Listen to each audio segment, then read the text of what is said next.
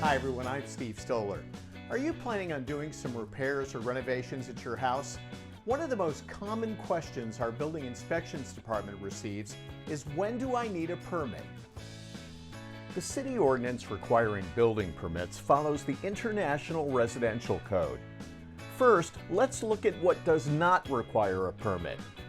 Sheds or other one-story detached structures with a floor area less than 120 square feet.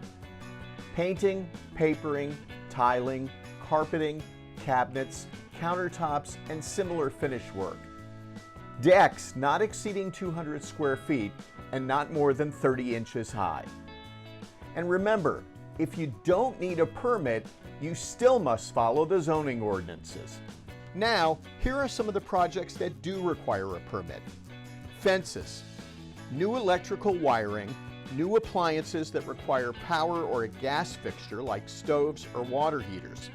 Remodeling bathrooms with new drains, showers, and tubs all require a simple plumbing permit. Overall, the scope of work will have an impact on whether a permit is required. We also have a simple form that helps you determine whether you will need a permit. If you know you need a permit, be sure to tell your contractor. It's up to them to get the required permits. We'll see you soon for another Stoller on the Street.